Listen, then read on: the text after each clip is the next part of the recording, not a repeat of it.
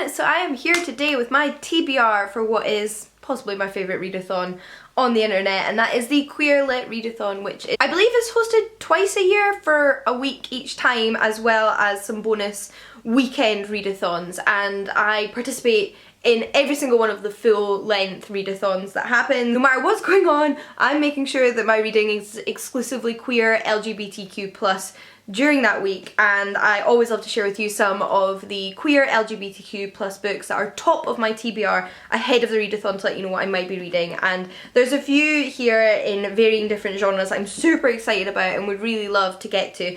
I particularly want to knock some books off my physical TBR that have been sitting there, as well as get a couple or at least like one NetGalley book read that I have for review at the moment. So without further ado, let's crack right on and have a look at the books I'll be reading, which I don't think I mentioned will be between the 29th of November and the 5th of December. That is the week of the readathon. So only a few days now, but plenty of time to still make yourself a little TBR and commit to reading queer that week. So first up is a book I actually just want to finish. I've got about 50 pages left in it, and I said that I really needed to finish it before the end of the year, which is Criers War by Nina Varela. I was loving this book, and I mentioned it in my books I need to read before 2021 video, because I did this thing with this book that I have done with other books and TV shows and films, where I just sort of leave that little final section and don't finish something even though I've really enjoyed the vast majority of it, and that is what I did with this, and I really don't want to take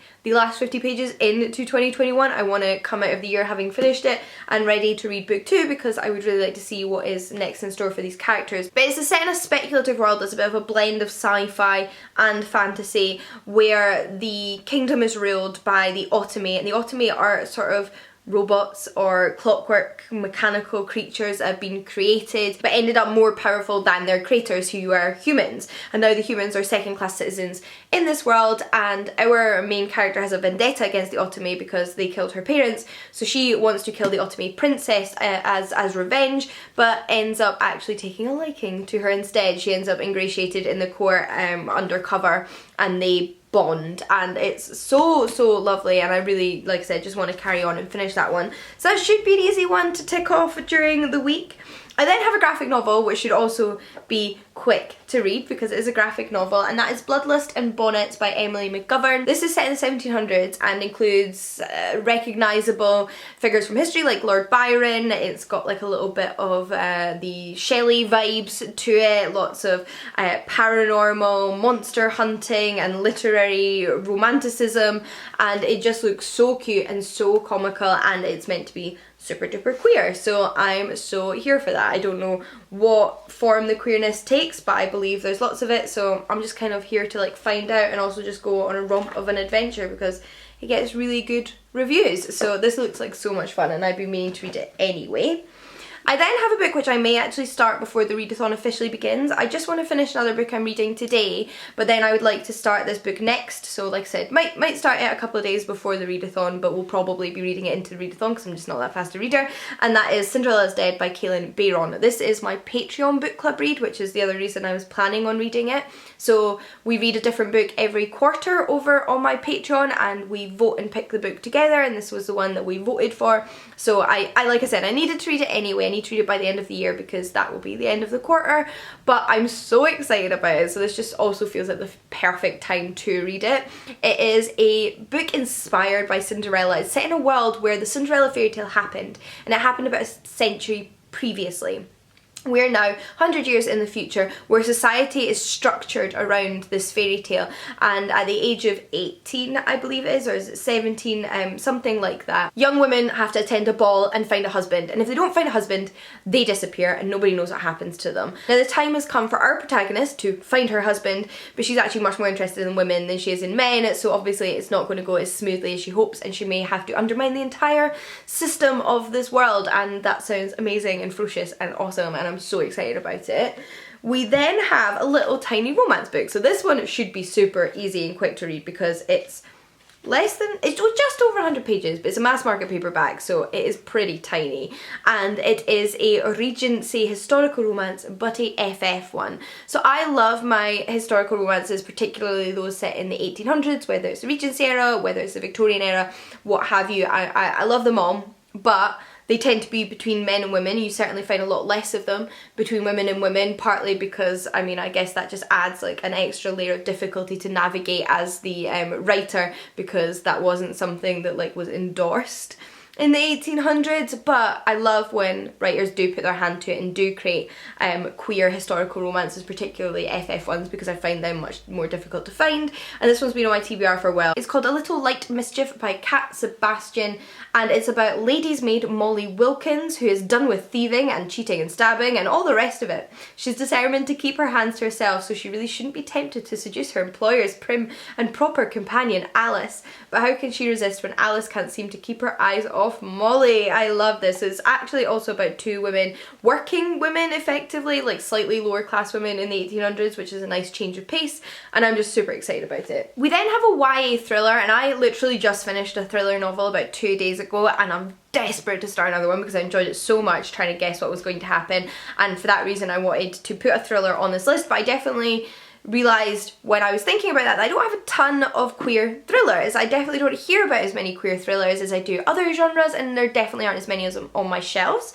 So if you know of any, let me know. But this is one that I did own, thankfully, and it's 8 Pieces of Silver by Patrice Lawrence. It's YA, and it's about a sister whose sister it's about a girl whose sister goes missing, and it's about piecing together clues from her sister's room to find out where she might have gone. I'm actually not entirely sure what the LGBTQ plus elements to this book are, if it's our protagonist, if it's side characters, if it's the missing sister, whether they're bi or asexual or whatever. I don't know. I just know that it's been listed on a bunch of lists as LGBTQ plus, and the back obviously isn't about sexuality or gender identity in any way, so it doesn't really tell me what it is that makes it LGBT. If you know, let me know. But also I don't really mind. I'm going into it looking for a thriller, and that's the most important thing, but the fact that it does have LGBT plus representation in there somewhere is all the better, so I'm just looking forward to it in general. We then have 2 ebooks which I was approved for review over on NetGalley, and they're both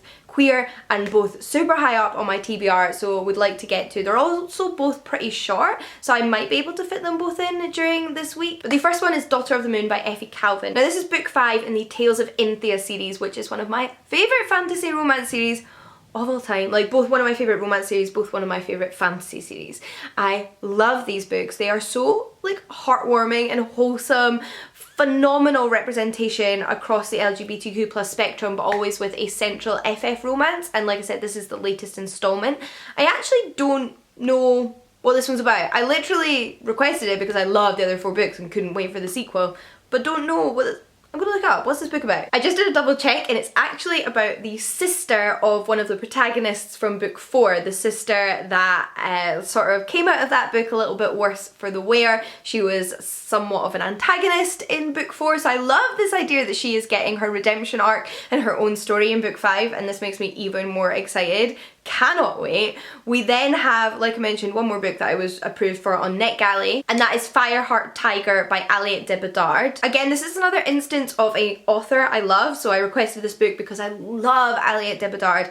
I love her books. She has written tons and tons, and I've only read a few, but everything I've read by her I've loved, and it often has incredible LGBTQ plus rep in there in different forms, so I was super excited to see that she had a new book coming out with Tor. It's a novella, so it's under 150 pages, again perfect for readathon, and you have to let me read this description to you because there is nothing I can say that will convince you to pick this book up more than this description. It's phenomenal. It says, award-winning author Aliette de Bedard returns with a powerful romantic fantasy that reads like the Goblin Emperor meets Howl's Moving Castle in a pre-colonial Vietnamese-esque world. Quiet, thoughtful Princess Than was sent away as a hostage to the powerful faraway country of Efteria as a child. Now she's returned to her mother's imperial court, haunted not only by her memories of her first romance, but by worrying magical echoes of a fire that devastated Efteria's royal palace. Than's new role as a diplomat places her once again in the path of her first love. The powerful and magnetic eldress of Efteria, who knows exactly what she wants, romance from Than and much more from Than's home. Edris won't take no for an answer on either front, but the fire that burned down one palace is tempting Than with the possibility of making her own dangerous decision. Sounds brilliant, and like I said, I just know I love this author, so I'm excited to read something else by her. And that brings me to the end of my Queer Lit Readathon TBR. The likelihood of me reading every single one of these books is pretty slim. I could have added more because there's certainly more queer books on my shelves, but I was trying to be semi-realistic, and I still think, given that we have some graphic novels, that's not graphic novels since we have some graphic novels, some teeny tiny books, some books that I've already mostly read, and some other novellas, I should hopefully be able to read quite a few of these. Even some of the longer novels are YA, so they're usually a bit more fast paced, and I would like to really just like check some of these books off and be able to review them for you, and you know, that last heave before the end of the year. I also love everything about following this readathon online. I get so many recommendations from the Queer Lit Readathon on Instagram and Twitter and the host's channels, so they will all be linked down below in the description box. Usually I vlog my reading experience of the readathon, but I'm not sure I'm super in the mood for reading vlogs at the moment. I've got a lot going on, so it's kind of difficult to also factor in vlogging. It's a shame. I didn't really want to break the tradition of vlogging the Queer Lit Readathon, but I'll probably share some updates over on my Instagram stories just so that I'm actively participating, and if you're interested in those, I will also have my Instagram link down below as always. But that brings me to the end of this video. I hope you've enjoyed it. Let me know what you will be reading if you're participating, or just generally what's on your queer TBR. And until next time, happy reading. I'll see you all again soon. Bye everyone.